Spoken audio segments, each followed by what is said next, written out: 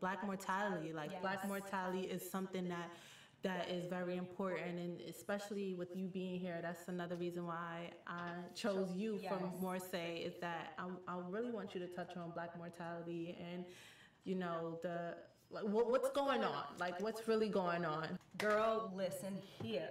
Black women are dying 3 to 4 times more than white women. That just gave me chills. Here in New York City, 12 times more. What's going on? How do you feel as a doula? How do you feel as a woman? How do you feel as a human being? What's going on? It's racism. Okay. Honestly, it's racism. Okay. Unfortunately, OBGYNs, nurses are taught in medical school how to deal with Black women, with pain, with symptoms, everything. Like, there's literally a textbook, and they'll show you white women would deal with pain this way, Asians would deal with pain this way. Like, it's really crazy. We had celebrities. We had Charles Johnson. His wife passed away after we had a C-section. Serena. She actually faced what we call maternal morbidity.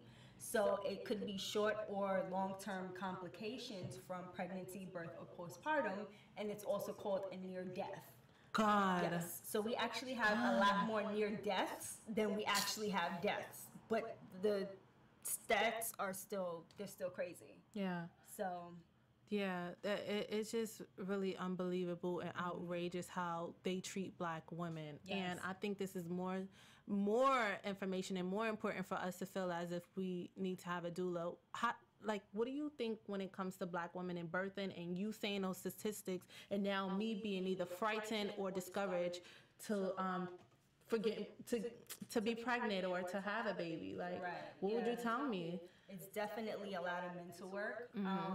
Also family work. You know, you'll hear stories. You could probably go into a supermarket and you'll see somebody, or you'll be on the line and they're like, "Oh, you're pregnant? Well, let me tell you my birth story." No.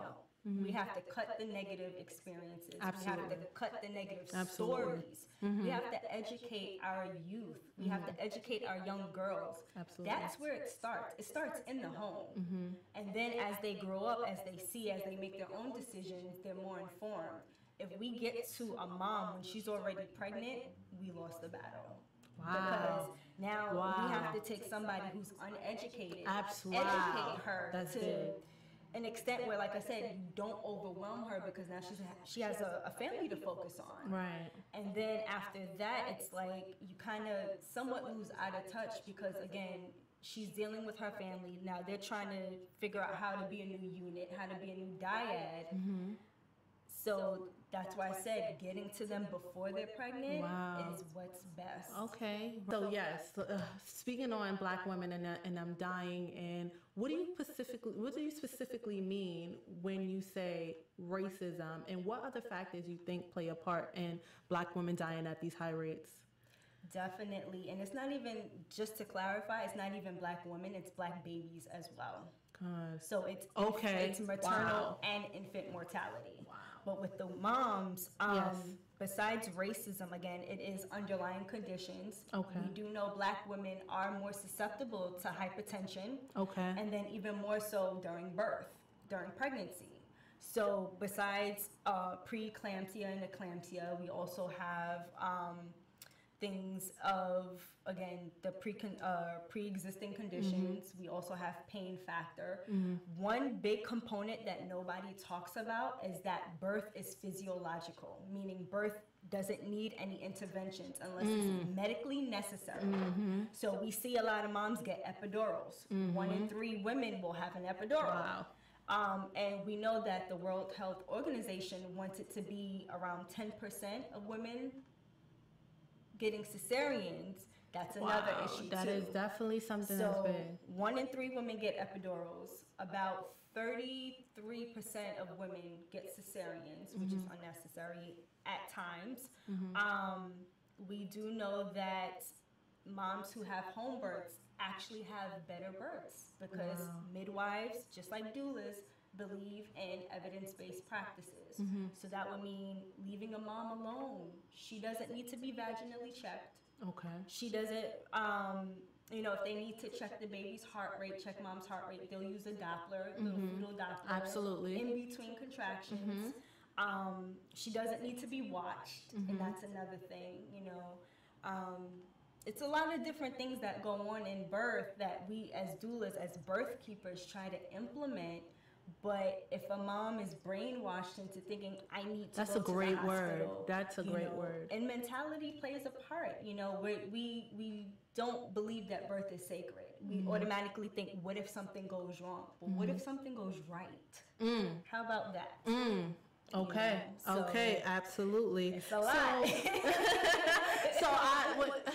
You touched on epidural, and with my pregnancy, my first son, I had an epidural because I felt like I couldn't do it. And with my second pregnancy, which was you were there, I almost